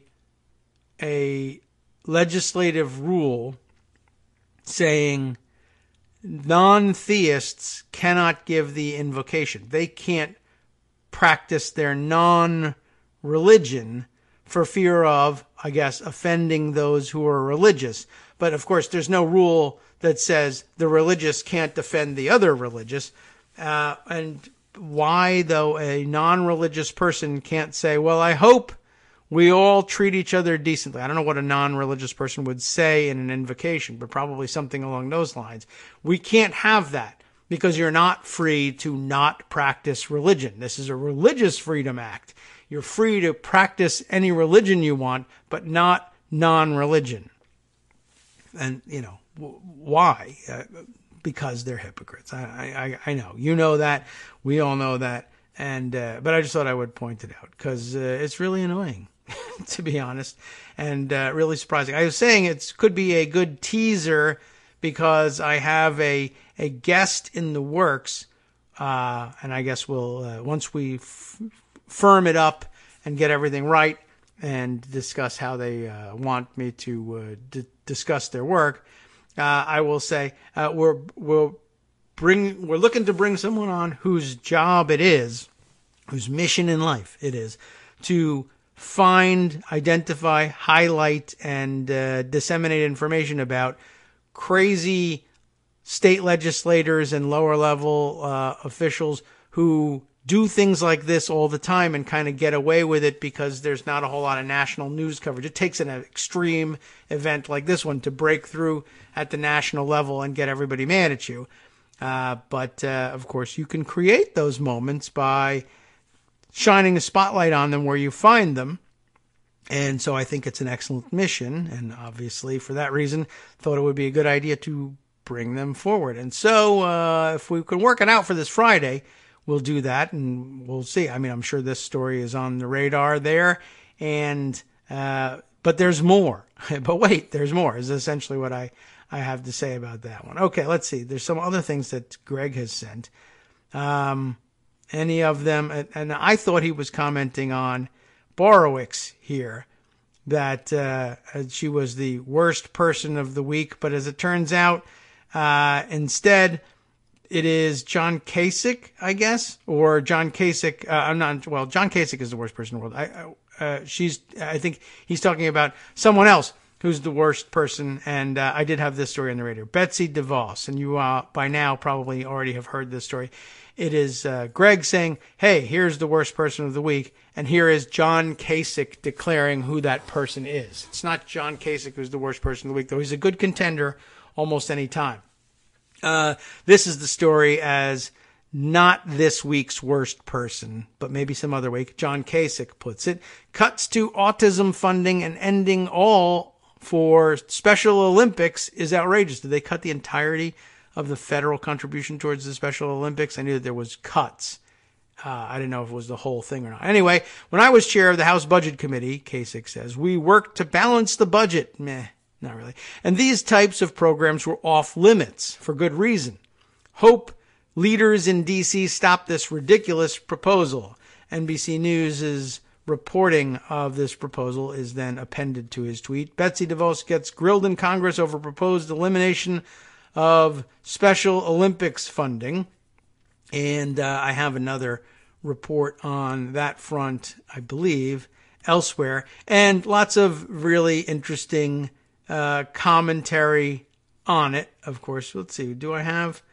I feel like there's a couple of other... maybe not. But I know I forwarded or I passed on some tweets about them yesterday. And so let's see. First of all, we want to get this thing squared away and make sure we have Mark Sumner's tweet thread along with that. I don't want to get rid of that, but I do want to scroll back in my own timeline to find what people were saying about Betsy DeVos yesterday, which included, people like the Horse Whisperer tweeting about the lady who just cut funding for the Special Olympics lives here, with a picture of one of the vast and frankly quite weird and possibly ugly looking DeVos mansions by the waterfront here, and saying, the lady who just cut funding for the Special Olympics lives here. I'm kidding, he continues. Betsy DeVos doesn't live here. She visits sometimes, though. This is her summer place. And it's rather opulent, as you might have guessed. And it was followed up by Jason Sparks, reminding everybody that apropos of nothing, Betsy DeVos has a $40 million yacht. Remember the picture of her $40 million yacht, the Sea Quest, being set adrift in Lake Huron? That was a funny story. But apropos of nothing, she has a $40 million yacht. By the way, that's one of at least 10 yachts that she owns, in case you didn't think we needed to raise the top marginal tax rate. But, yep, that's just the largest of the most expensive of the yachts of which we are aware. And we're not even sure how many more there may be. But as you know, for the discerning boater who doesn't want to sail their boat between different bodies of water when they want to visit a different place, of course, you could just station your 10 yachts at various locations around the country and then go sit on a different boat over there. Of course, if you decided you wanted the Sea Quest in a different body of water, you would pay your crew to simply sail it elsewhere so that you could fly to it and sit on its decks somewhere else. She's a very special person, as you can tell. All right, and there's a couple other things that he's submitted for me as well. And, you know, I'm not supposed to just entirely let him drive the agenda even when he's not on. But he has some good picks here. And so I'll scan through a couple of them. But at the moment, I want to head back to Pocket and pick that Pocket for some other stories. There's a bunch here. Which one to go to first is always the question. I'm going to say this one here from Bloomberg is the more interesting at the moment. Trump tried to undo North Korea penalty, contrary to U.S. account. I don't think we mentioned this when it happened, although I thought it would make for an interesting story on the day of. But another one of those situations where Trump, A, tried to make policy by tweet and apparently has failed, and 2, tried to make a very dumb policy, which was essentially that the Treasury Department, the left hand of the government, let's say, announcing sanctions, new penalties against North Korea, his friend Kim Jong-un's country, for illegal trade in, I guess, contraband materials that could be used for weaponry, etc. And as is American policy, you get sanctioned when you're involved in such a trade. And Trump tweeted almost immediately afterwards, well, immediately for him, when he woke up from a nap or when he stopped playing on the golf simulator or whatever, he tweeted on March 22nd, this was the date of the story, it was announced today by the U.S. Treasury that additional large-scale sanctions would be added to those already existing sanctions on North Korea, and he capitalizes sanctions both times for no apparent reason. I have today ordered the withdrawal of those additional capital S sanctions, and I don't know why he thought that was a good idea, but basically he was tweeting, I like him, he's my friend, and I'm not going to do it. And that was how he was going to set policy. But apparently the story in Bloomberg is he has failed in carrying that through, which is a good thing. We're happy, I guess, about the fact that he's not able to just simply tweet policy in contravention to his right hand can't tweet in contravention to what the left hand of the government is doing elsewhere, where presumably professionals are making these determinations. Although I guess sometimes the people he hires as professionals are just as untrustworthy. I guess all the time. But anyway, I guess added to the list of things that he thought he was changing via tweet and turned out to have failed to have done. We'll read more about it after this. Hi, it's me, David Waldman, your host for Kagro in the Morning, with a brand new interruption to say thanks to all of you who support the show. Remember when I told you that our average monthly donation was about $7, for which you were getting 2 great hours of news and entertainment 5 days a week, and how that came out to about 70 cents an hour? That's a pretty good deal. Except it's wrong. The math actually works out closer to 17 cents an hour. It is hard to beat a deal like that, and even harder to send your kids to college on. Thankfully, Patreon.com makes it easy to make that work. Patreon, Patreon.com, is the simple, secure way to make recurring monthly contributions to support our show. Just search for me or the show name on the site, and they make it easy to crowdfund the show so that the power of our numbers can keep the show going for just a few bucks a month. Once again, thanks so much for all your support.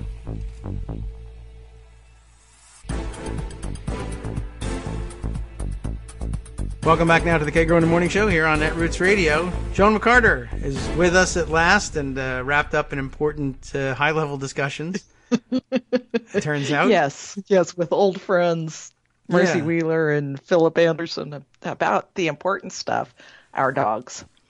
Okay. So we had to share dog pictures. Yeah, well, that's a big deal on Twitter, and I'm sorry I missed it.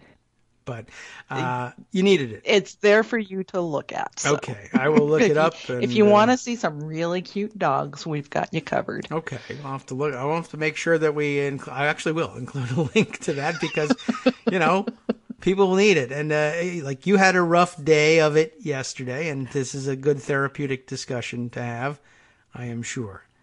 Well, and I actually started my morning thanks to Armando. Oh. Who CC'd both of us, Susan Collins' great dismay and concern that the Trump administration was not going to defend the Affordable Care Act in court. Was, in fact, telling the court to completely overturn the law. That is strange. Armando wanted me to know first thing this morning that Susan Collins is going to write a letter to Bob Barr expressing her disappointment. All right. Yes. Good. Well, that's good. That'll make all the difference, I am sure. That's right. And if you, if you're ill, you should print out the letter and I guess either eat a copy of it or apply it topically, depending. That might do something. Sure, right. Depending on how sternly worded it is, it has different curative properties. So if only there was something a senator could do about national health policy. If only. And the Fifth Circuit of the court, of the federal courts. Yeah, well, they're powerless. Yeah, given that that's such a trash... Sorry. Yeah, that's all right. Given that it's the Fifth Circuit, yeah, I'm thinking that the laws are going to be struck down. Yeah, maybe. I mean, it's the one area of federal policy where occasionally lightning strikes and miracles occur because people get panicky about, killing millions I of would people. see them getting panicky on the Supreme Court. Yeah. I'm not sure that the Fifth is going to get panicky. which is precisely why Texas took the lead on this. Because they knew this was the circuit they would end up in. It's our old friends in Texas. What's his name? The attorney general there, who's now governor. It's long been a trend. Yeah. For Republicans to attack Obama rules and laws specifically because they knew they would get to the Fifth Circuit, which is the friendliest to Republicans. Yes. So kind of like, a lot of ours fighting Trump have gone to the Ninth, although true. The days of the Ninth Circuit being the liberal one are quickly ending because there are vacancies there that Trump is filling. But at any rate, yes, Donald Trump has decided, apparently sort of unilaterally, and Bob Barr and the Justice Department are going to go along with it, that the Affordable Care Act should be struck down entirely, root and branch, and that the Republicans are going to be the party of health care for 2020. Oh, well. Which Republicans are kind of not really thrilled with. Oh. Well, has he talked to any of them? He did go to the Senate Republican lunch on yesterday to deliver this message to them. Of course, he did so without providing them any plan for fixing healthcare. He just said, "Your guys are going to do it." Okay. How did that go? Sort of curious, considering there is now a Democratic House. That's probably not going to be too willing to go along with anything that a Republican Senate wants to do. Just a little bit of a problem. Okay. Problematic. Slightly. Does he know about this? He might not be sure. He cares. Oh. One of the things that's really interesting to me is sort of, in my mind, explains some of his recent obsession about John McCain and this whole attacking of John McCain, because he sees McCain as the one thing that stood between him and doing what he wanted most to do, which was totally erase President Obama's main achievement. Yeah. It was very personal for him. It was all about the fact that it was Barack Obama, and Obama had humiliated him, and so he was going to humiliate him back by doing the biggest thing he could, which was getting rid of Obamacare. And John McCain didn't let him do it. So here's his revenge. That he decided to do this and step all over his victory lap on the Bob Barr conclusion that the Mueller report didn't contain anything but just trust him. We don't need to see the Mueller report, just trust him. There wasn't anything there. Yeah. That he decided to step on that came as kind of a shock to a lot of Republicans, at least according to the ones who talked to the Daily Beast yesterday. Yeah, that does seem weird. Outside of Congress, one of their strategists said they are completely tone deaf, talking about the White House, about a few victory laps on Mueller while you can get away with it. What the is wrong with them? All right, well. What's wrong with them? Yeah, what is wrong with them? It's not you. And a former administration official said is just evidence that there's nobody in the White House anymore that's even going to bother to try to check him. He says he's hyperbole in action every day.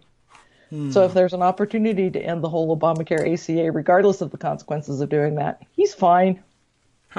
Well, okay. And sometimes the consequences of doing that is stepping on your own stories, I guess. I mean, there's bigger consequences. Losing more than 40 House seats. Right. And that's what is at the top of lots of Republicans' minds. Yes. Particularly those who have to run for re-election. Like Susan Collins. Who's very, very concerned. Yes. So she'll be writing a letter to cure all of that, and that's good news. I guess I don't know. I guess we'd have. I don't know what the point is of going to people who are sure that Trump is a political genius and asking them, "So what do you think now?" Because I don't know. I guess they would just lie or something. I prefer not to talk about it if they can. Run away. I'm sure if they can get away with that. So I guess this was, and this answers the question now. I was curious about. I had seen Marty Lederman tweeting this morning about something that he wasn't identifying the case he was talking about, but now it seems clear that it is this one, noting that the brief in the district court in Texas about this ACA, striking down the ACA in toto here, was as he says, the least defensible I've ever seen from the DOJ.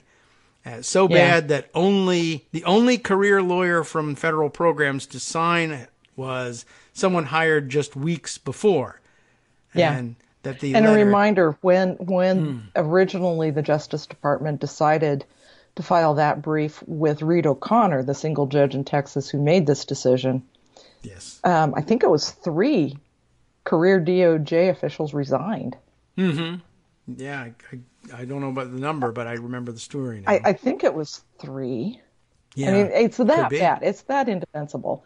And even a lot of very conservative lawyers who hate the ACA say this is really, really bad. It's apparently gotten worse. Yeah, he goes on to say that I guess the letter today, the change of direction, the announcement, reflects an even less defensible position. And this time, no non-political appointees, no career DOJ lawyers could be found anywhere in the department to sign it. And the only career person that they got to sign it, this attorney, is a recent detailee from the SEC who's been, moved over to DOJ. So what's an SEC lawyer doing handling the Affordable Care Act lawsuit? Nothing in particular. He just happened to be there and was willing to be the one to sign it. They needed a lawyer to put their name on it, so that's it. And, SEC, the geniuses there, who've done well by all of us for so many years, now handling your health care. And he says, I'd be surprised if anything like this has ever happened before in the history of the Justice Department. They just can't, nobody will touch it except for political appointees or this SEC guy. Detailee, they do occasionally, as a regular practice, move people between departments just to give people sort of interdepartmental experience and perspective. It's a fairly regular thing. It only comes up in this context because no DOJ person would touch it, and I guess they got a guy who was like, I don't know. I bet Jared wrote it. Yeah, maybe. I mean, this it's a lot like these legal memos and executive orders that were drafted in the opening days of the Trump administration that appear to have no basis in anyone's legal training at all. They just, this is my wish list. Just put, wherefore up at the top, and now comes defendant or something, some stupid legalese. We'll just stick it in there, and that's what briefs look like. Lawyers won't touch them. Weird. Okay, that's how bad it is, and so that doesn't change the fact that they're going forward with it. Nope. Okay, who cares? And it's Democrats are kind of thrilled, as they should be, because it puts this issue at the top once again. And Republican pollsters are tearing their hair out because they know that. Mm-hmm. Well, he's a genius somehow, and it'll all be best. It will be better in the end. He really knows what he's doing. We have to have a businessman in the White House. Democratic response has been pretty darn good. Okay. Which is not surprising because, they've got this healthcare stuff down really well. We've got Chuck Schumer introducing an amendment this morning to a funding bill. Which one was it? To say, all right, we're going to defund the Department of Justice. What? Arguing on this case. Okay. So that's one thing. But in terms of the rhetoric around it, we've seen a lot of talk in the Beltway media to try to say that Democrats are divided. Hey, they're talking about Democrats in disarray? What? On health care. No way. Yeah. And they keep pointing to Bernie Sanders and saying, he's going all out. He's going Medicare for all. He's going full socialist, and everybody's uncomfortable with that. And Sanders did a really good job in responding to this. Yeah. If I can find it now. Well, I hope so. Our goal is to pass Medicare for all and make healthcare a right, he tweeted. Today, our job is to defend the Affordable Care Act from relentless attacks by Trump administration. That's exactly the message that Democrats need to have. Yes, as opposed to, well, good, because this will force Democrats to finally embrace, I don't think you're going to see any Democrat being stupid enough to say that. Good. Because, by the way, forcing people to act doesn't work all that well. My favorite go-to on that, super committee. But, I have a dozen. Right. What's also encouraging for Democrats is that yesterday was coincidentally the day that House Democrats also released their, Charles Gaba, Brain Rap is calling it the ACA 2.0 bill, which will undo a lot of the Trump sabotage of the law. Okay. And strengthen it, build it, make it more affordable for more people, expand the subsidies so more people can get them, and so that it pays more for some people, bringing maybe as many as 13 more million people who are currently uninsured into the program. So it's a good bill. It's a good Affordable Care Act stabilization bill that will allow us then to pivot to what do we do next. And I think that that's the way a lot of Democrats are looking at it, should be looking at it. That it's not Medicare for all exclusively. Yeah, that's probably our goal, but we're not going to stand in the way of improving the system as it is now for that goal. Okay. And I'm really glad to see Sanders jumping onto that narrative, too, because it helps. Yeah. Well, that's gratifying.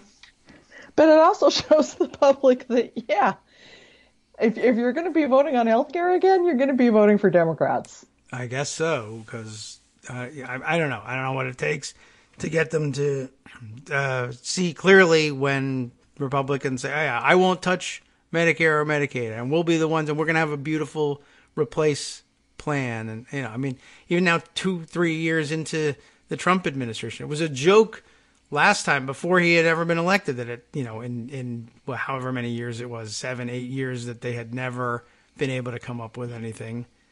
And now they actually have like a policy writing shop that could basically, they're not doing anything else. They could be writing policy all day long at the White House. And it's weird. They haven't gotten around to doing it. Yeah. One of the ongoing problems that they've had is that outside of massive public funding, a Medicare for all kind of program, there aren't a lot of ways to fix this. Okay. None of the stuff that they've talked about, selling across state lines, all of that stuff, none of it actually replaces something as systemic as the Affordable Care Act. You can't do it without putting in subsidies in private insurance and regulating those private insurers to make sure that they cover everybody. There aren't that many other options that allow you to save the private insurance industry and provide nearly universal coverage. There just aren't. We're kind of stuck. So nothing they come up with will cover as many people as affordably, as effectively as what the Affordable Care Act did, except Medicare for all. So there you go. Okay. Well, it must mean they have no interest in doing it, so we've they don't really correctly. have any interest in doing it. I guess not. They really, really, at the heart of it, don't care at all. No. If anybody has insurance coverage other than their own families. Yeah, and maybe even then, most of the people making this policy, I guess, could just say, well, I'm wealthy enough to just self-insure.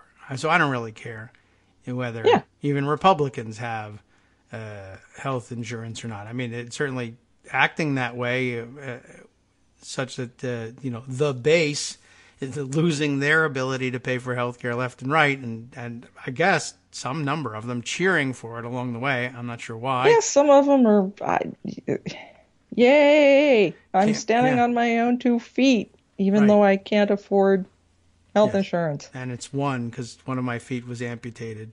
Because I have diabetes. Yeah, right. But it's my own choice to let them cut my foot off. Yeah, I mean, I don't know what to say other than, we see the stories every day, and there was another round of them just this morning, which I didn't put aside, but the story of what's happening in Arkansas now. I guess Arkansas, the first, with the waiver from the Trump administration to impose, work requirements for the Medicare expansion. Medicaid. Yes, Medicaid expansion in their state. And just, mesmerizing story once again of people who, I don't know, I don't think it went into whether or not any of them were Trump voters. Maybe that's just too cruel and painful to point out. Yeah, I think to rub their noses in that. But 18,000 people have lost Medicaid coverage. Yeah. And with 18,000 people losing Medicaid coverage, that's a lot of money that is no longer going to rural healthcare providers. Mm-hmm. It's just one ripple effect of this. That, one of the things that we saw in a lot of the rural states that did end up expanding Medicaid was that it was a lifeline for their hospitals, for their community hospitals and their, rural hospitals, because they were covering a lot of uninsured people. They were providing a lot of unsubsidized care, and that changed. And we're going to see now, probably in Arkansas and other states that are imposing work requirements, hospitals closing again. Yeah. Well, I guess I guess that's the when future hospitals close, the people who were working in them lose their jobs. Yeah. And can't get Medicaid coverage because they're not working. Woohoo! Yeah. Of course, all the vicious cycles that we knew about that with work requirements illustrated there as well. And I don't know, just another heartbreaking round of these stories. And what is just so incredibly backward about it is that it costs more money for states to implement Medicaid with these work requirements because they have to set up the whole administration to monitor these people's work. Yeah. They have to hire more people. They have to create new administrative systems. It costs them more to take people off of Medicaid than to just give it to them. Well, yeah, we've had pointed out to us a number of times, being mean to people seems to be the point here. As they say, cruelty is the point. And I guess nothing illustrates it better than saying we should add, that's always the point of attack, right? Well, we're going to have beautiful health care, whatever it is, the simple answers. Well, what we'll do is we'll attack waste, fraud, and abuse. Here's the waste. Let's add some more. Yeah. Because we're afraid of abuse. Okay, total up how much you're losing to abuse, total up how much you're adding in waste, and go with the lower number. Yeah. But I guess they don't believe in science, so maybe they don't believe in math either. Yeah, I'm pretty sure math is the work of the devil. That's right. Does he have a number? See? Okay. What I tell you. Besides which, all those numerals are Arabic. You're right. So you can't trust that stuff. Back to Roman. Oh, what a day. What a day. But, I don't know how fast the court's going to work through this. They're probably not too anxious to take it on immediately. Yeah, I guess they'll take their time. In some evil, vengeful part of me says, sure, give this to John Roberts and make him figure it out. Yes, Armando was sort of thinking about that yesterday. I assume they'll try their best to take enough time to deal with this, I guess, both in the Fifth Circuit and at the Supreme Court. I assume everybody is, it worked with the federal judge at the district court level I realize he we waited don't want to do until this. after the election. Yeah, but it still is a long time. Yeah. But, okay, well, they can delay it, or We'll they can stay their decision until whatever, and then make the Supreme Court be the ones that drag their feet. Yeah, well... Waiting for a new appointment? Maybe. Oh, possibly. Maybe. Yeah, I don't know. We'll see what excuse they use to do it, but I gather we're still a long time away, but that just prolongs the agony. But again, that being the point, I guess they're happy to do that. That being the point, and that not necessarily being bad for Democrats in the long run. Mm-hmm. Right. Really crappy for all of the people, like our friends and coworkers who've successfully beat cancer, who now have that massive pre-existing condition and have to worry about ongoing coverage the rest of their lives. Yeah. Well, that's that's always uppermost in mind. But given how flexible they can be in declaring pre-existing conditions, you've got one too. Yeah. So and this is what makes the issue so salient to so many people, and why, of all of the things that rose up to the top that the Affordable Care Act does, that was the one that everybody focused in on last year. Right. Protection for people with pre-existing conditions.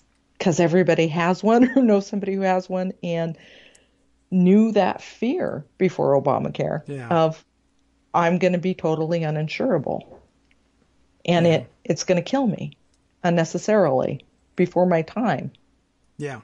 And I think a lot of people got the point very quickly that I don't think I have a pre-existing condition, but there's somebody whose job there is to make one up for me when I need help.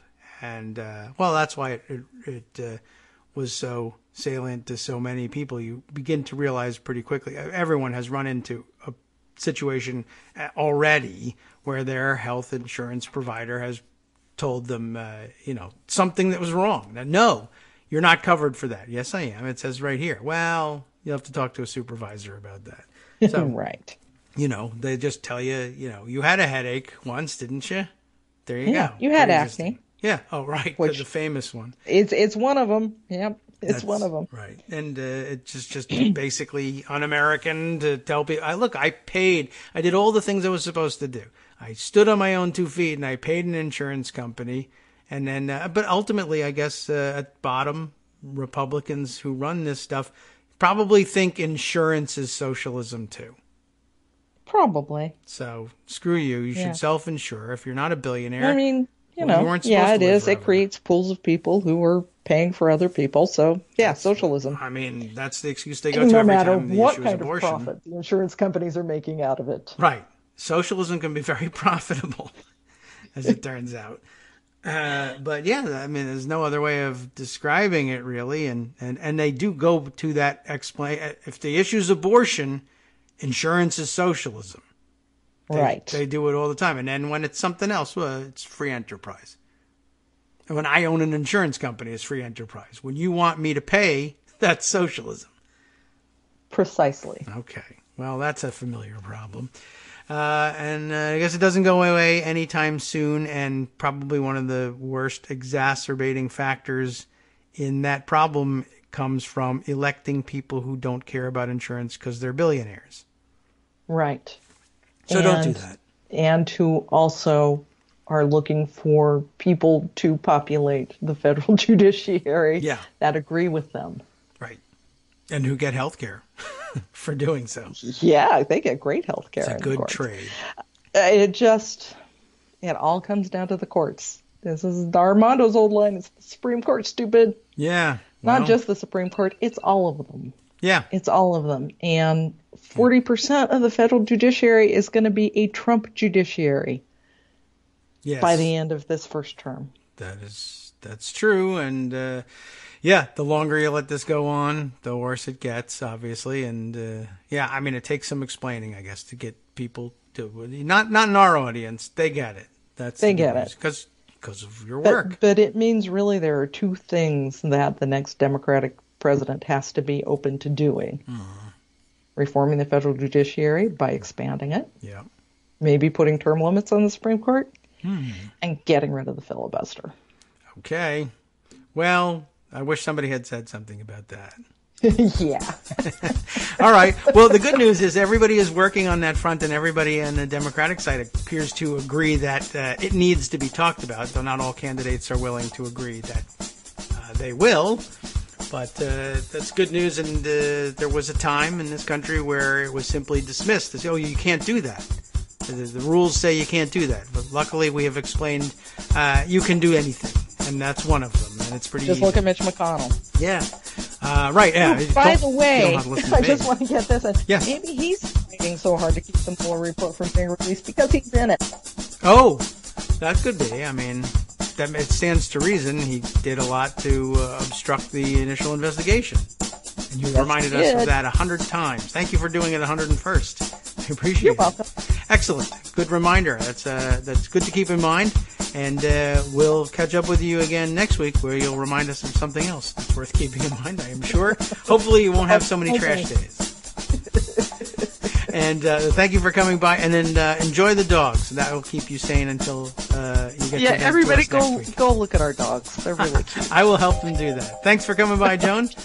Tearing yourself away from dog chat. We'll talk to you next week. All right, bye-bye. Take care. All right, West Coast Cookbook and Speakeasy coming up next with Justice Putnam. As usual, I've left myself very little time to tell you what's coming up. From Daily Kos Radio on netrootsradio.com. But I assure you, you have been listening to the Kagro in the Morning Show. With David Waldman. That it is all fascinating, and he's even abbreviated his update, and I still won't be able to get it in there, but I can tell you Betsy DeVos is in his news. The Georgia GOP wants to throw women in jail for having miscarriages. This seems to keep cropping up. And much more, of course, international esoterica as well in the second half. We'll see you tomorrow.